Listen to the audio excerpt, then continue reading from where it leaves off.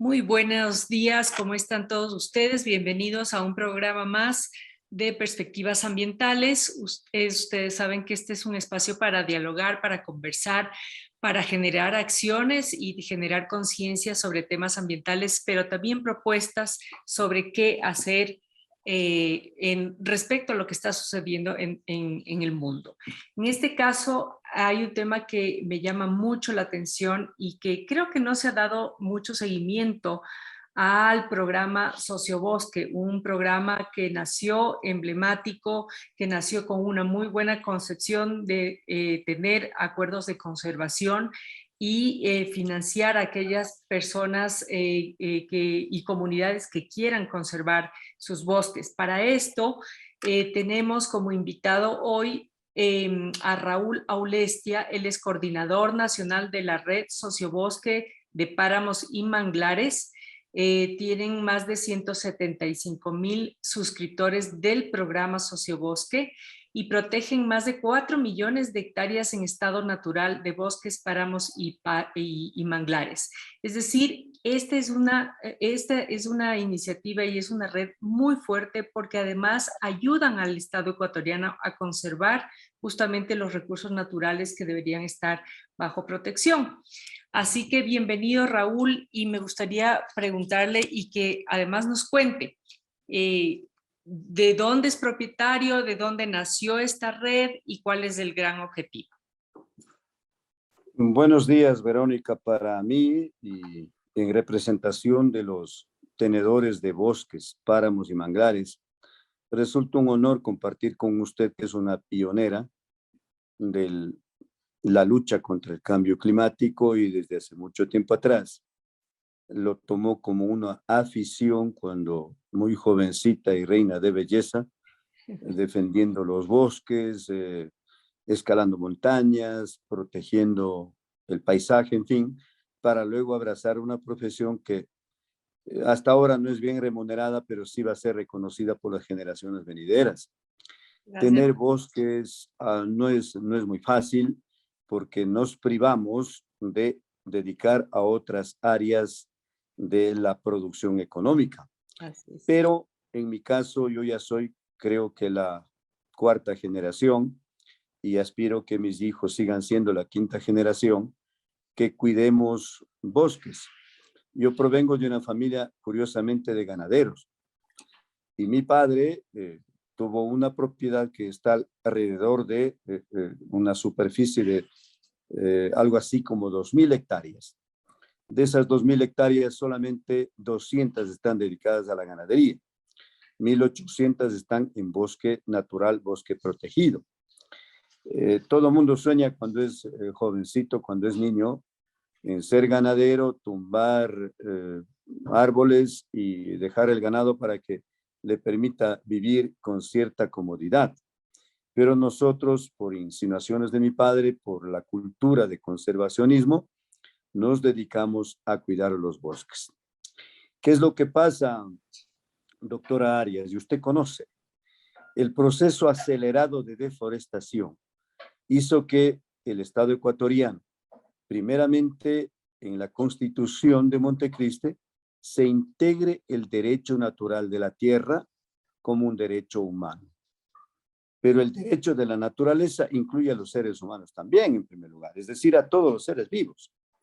Ahora, en esa época habíamos conversado con los constituyentes de Montecristi de que, dando este paso, había que implementar a través del gobierno una forma de detener la deforestación. Y obviamente que no se puede hacer vía coercitiva porque habría que poner un policía en cada bosque o en cada hectárea de bosque para que no entren a talar. Y esto también es cuestión de supervivencia. ¿Qué se decidió entonces con el gobierno aquel? El gobierno antecesor del actual, es decir, el gobierno de Correa concretamente. Con él se llegó a estructurar un entendimiento para fundar el programa Sociobosque. Y se fundó con recursos externos en el orden más o menos del 20% y el 80% del presupuesto del Estado. Y en el 2008 empezó a funcionar este programa. Quienes fuimos pioneros y luchadores en esto, no ingresamos al programa Sociobosque en forma inmediata, hablo por mí y algunos de mis compañeros, porque hubieran pensado que la lucha se hizo para beneficiarnos del programa Sociobosque. Recién, luego de unos 8 años, es decir, hace unos 6, 7 años, decidimos ingresar porque al no tener participación en el programa Sociobosque, como defendíamos, estábamos fuera. Entonces, ¿para qué nació el programa Sociobosque? Para pagar más o menos $10 por hectárea año de bosque protegido. $10 por hectárea año. Cuando el costo de oportunidad de una hectárea en cualquier cultivo está más o menos $300 por hectárea año, costo específico, sin hablar de ganadería ni hablar de otros procesos productivos. El programa nació para abarcar 4 millones de hectáreas y el inicio fue con algo así como 1,5 millones de hectáreas, de lo cual no se ha movido durante estos 14 años casi ya, no se ha incrementado absolutamente nada más. Y lo más grave es que esos recursos que vinieron del exterior, inclusive un aporte inicial algo así como 50 millones, sí, para colocar en un fideicomiso que produzca los ingresos suficientes para poder sostener el programa y alcanzar a 4 millones de hectáreas.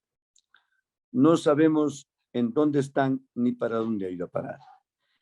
El compromiso del Ecuador era recibir eso como una especie de compensación a detener a la tala de bosques. De acuerdo, sí. Pero no han cumplido. Es más, el día de hoy existe este incumplimiento del Estado ecuatoriano a tal punto que del 2019 y del 2021 no han pagado las compensaciones modestas de $10 hectárea año. Los 2.400.000 hectáreas lo tenemos los privados en forma natural, sin convenio, y porque somos amantes de la naturaleza. Nosotros, yo personalmente tengo 400 hectáreas y tengo 1.200.000 hectáreas sin convenio. Es decir, seguimos cuidando los bosques. Bueno, hasta ahí la primera parte. Ok. Raúl, entonces, para entenderlo bien, porque es verdad, fue un boom y un modelo internacional, inclusive se lo vendió muy bien el modelo sociobosque que buscaba justamente ganar tiempo, digamos, para la deforestación, otorgando un incentivo ciertamente a los propietarios para hacerlo bajo un convenio, un acuerdo de conservación, y esto tenía que ser remunerado. Esto se paró, no se ha seguido pagando lo mínimo que debía pararse, pero ya en esa época se veía que eso a lo largo del tiempo no iba a ser sustentable, porque el Estado ecuatoriano tiene que financiar, no todo el tiempo vamos a tener el presupuesto que tenemos, el petróleo que teníamos, y obviamente estamos en épocas de vacas flacas y evidentemente esa plata, pues como usted menciona, ya simplemente no la hay. Y no podemos vivir tampoco de la cooperación internacional que nos esté siempre regalando, subsidiando en ese sentido. Ahora, ¿qué hacer? Y creo que ustedes tienen ya justamente alternativas, y alternativas que son bien interesantes, que ya se están moviendo en otros países, que son entrar a los mercados de bonos de carbono, bonos verdes, bonos azules, etcétera. Ahí se me hace, o no sé, no conozco muy bien, pero creo que hay que trabajar en eso, y el Estado ecuatoriano tiene que trabajar en el marco legal y en el marco jurídico, ¿no? Porque puede haber aristas constitucionales que no van a permitir a manejar eso, y nos estamos muriendo de hambre, o sea, ni uno ni otro. Y cómo conservar aquello que tiene que estar conservado, pero entrando a un mercado que puede ser muy interesante, que es el mercado voluntario. Doctora Arias, comencemos por una parte política del país. La venta de los, o la titularización o la monetización de los bonos de carbono es como cualquier otro negocio. Las empresas industrializadas o los países industrializados y las empresas industriales generan CO2. Para compensar eso, tienen que comprar bonos de carbono que les permite de alguna manera contaminar más o menos y equilibrar el mercado para poder tener vida en lo posterior. Así de sencillo es esto.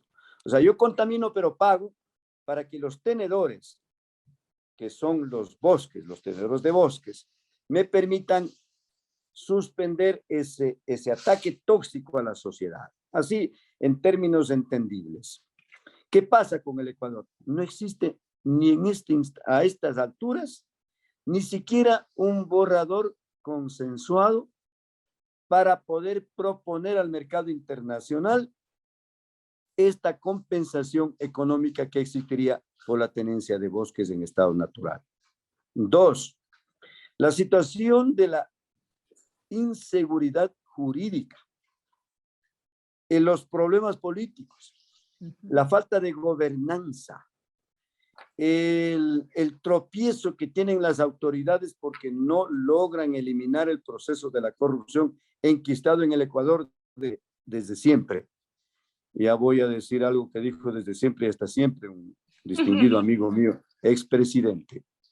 Ese hecho en la actualidad no le permite al Ecuador gozar de la credibilidad para poder entrar en este mercado. El Ecuador en la actualidad está solo detrás de Venezuela en los procesos de corrupción, es decir, un país no creíble. Y curiosamente estamos ya con un gobierno que se suponía iba a generar confianza.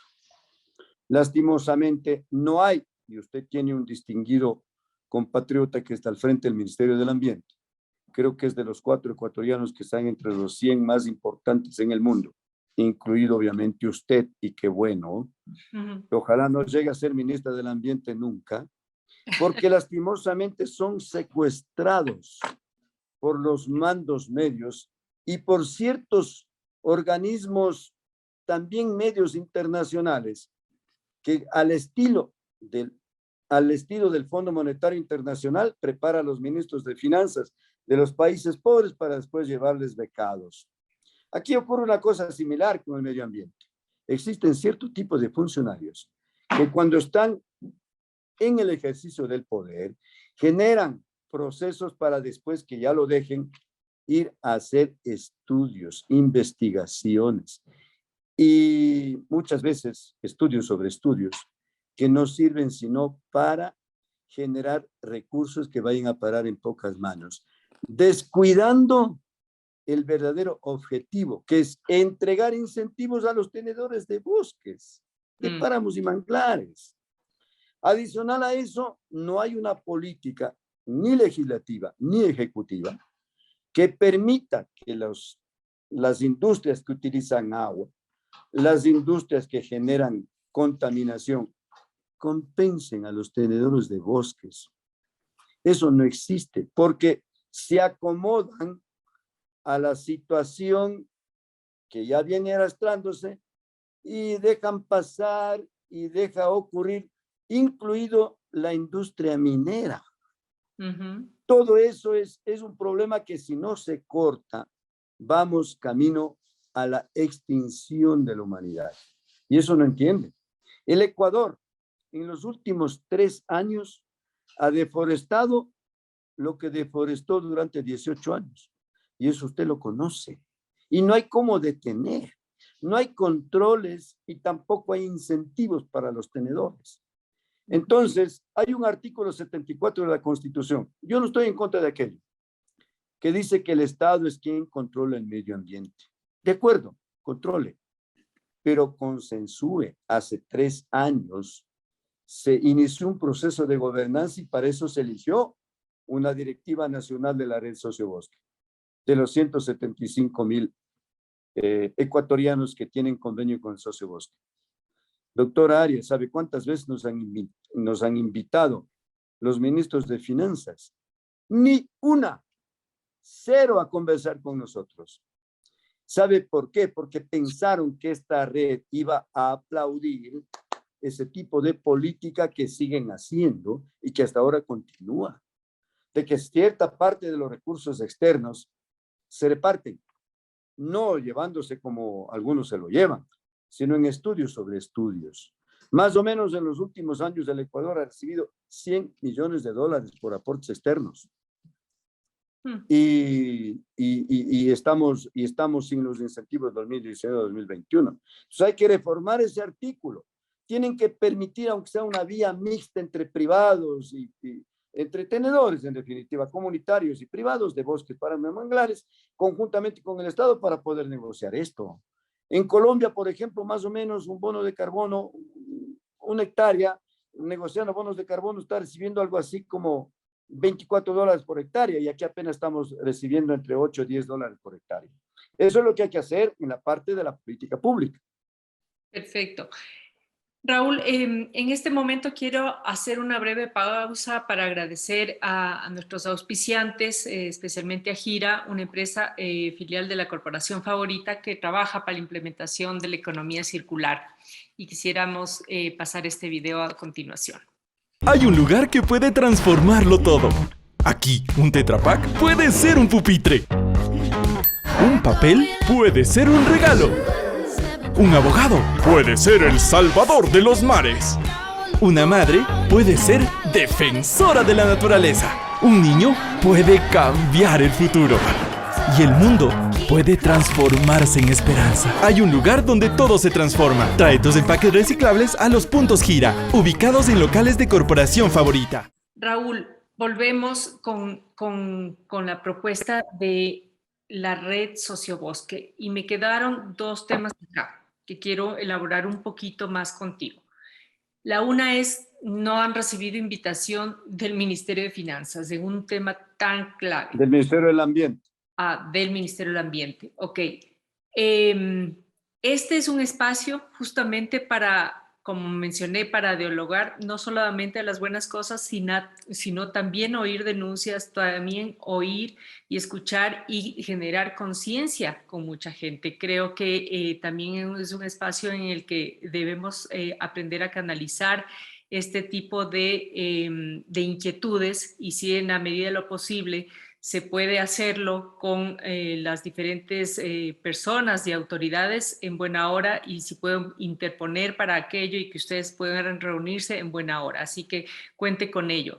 Pero más que esto, sí creo que es importante visualizar qué es lo que está pasando realmente en esto y generar de alguna forma una presión positiva para que las cosas cambien. Y en ese sentido, el artículo 74 de la Constitución definitivamente termina siendo un cuello de botella para esto, y creo que el Ministerio tiene que tomarlo muy en cuenta. Entiendo que están revisando, de lo que yo sé, estarían revisando, porque si bien es cierto, hay un programa muy importante que lleva años del Red Más, que es un proyecto bandera, además del Ministerio, que ha pasado por muchas administraciones.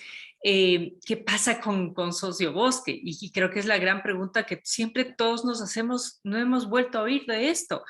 Y por otro lado tenemos una convención marco del Acuerdo de París, justamente del artículo 6, y que menciona que tiene que apoyarse a los mercados voluntarios, y esta fue una decisión de las últimas ahora en Escocia. Y el Ecuador no puede quedarse atrás, no puede quedarse además con esa visión obtusa de que el Estado ecuatoriano es el dueño de todo, y que este tipo de iniciativas no pueden entrar. Entonces, ¿cuáles son las condiciones para que pueda entrar? Por supuesto, el marco legal es importante y debe generarse las condiciones, ¿no? Y eso obedece a una política y a una visión de Estado de qué querer hacer con nuestros recursos naturales. En este caso, los recursos públicos, o los territorios públicos que serán manejados por el Estado, pero en este caso son privados, territorios privados que además necesitan sobrevivir y necesitan incentivos para contribuir justamente a ese objetivo de conservación que queremos de todo el Ecuador. ¿Qué es la propuesta o cuáles son las propuestas específicas si es que usted le plantearía al ministro de Ambiente? Tema número 1. Si el programa Sociobosque está abarcando a los suscriptores, que son 175,000, y además existe una vocería elegida democráticamente hace 2 años en una convención en Ambato, no por mí, inviten a cualquiera, pero conversemos, dialoguemos, consensuemos para hacer una propuesta que esté entre el sector público y el sector privado. Las propiedades públicas de bosques, páramos y manglares no son todo. Los propietarios colectivos, como las comunidades y los propietarios privados, estamos alrededor, en este instante, para dar una idea, de 4 millones de hectáreas. Entonces, pueden ser mucho más, 5 o 6 millones de hectáreas.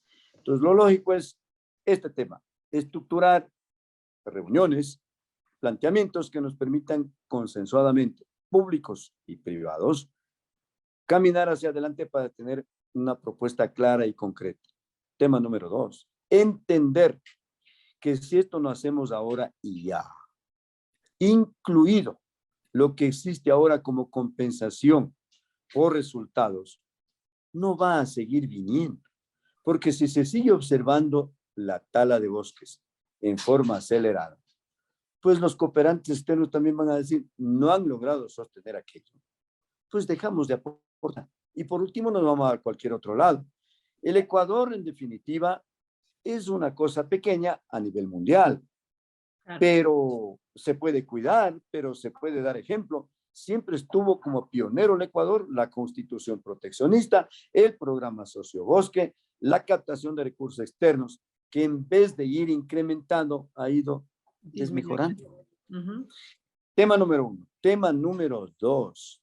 Debe haber un liderazgo fuerte por parte del Ministerio del Ambiente para proponer cambios en la legislación ecuatoriana que permita que aquellos que son beneficiarios del agua, por ende de los bosques, porque la materia prima del agua es el bosque, la materia prima del agua son los páramos, son los manglares, para que quienes utilizan este producto terminado que es el agua, compensen a los tenedores de la materia prima, de aquellos que producen agua. Entonces, embotelladoras de agua, municipios que utilizan el agua potable,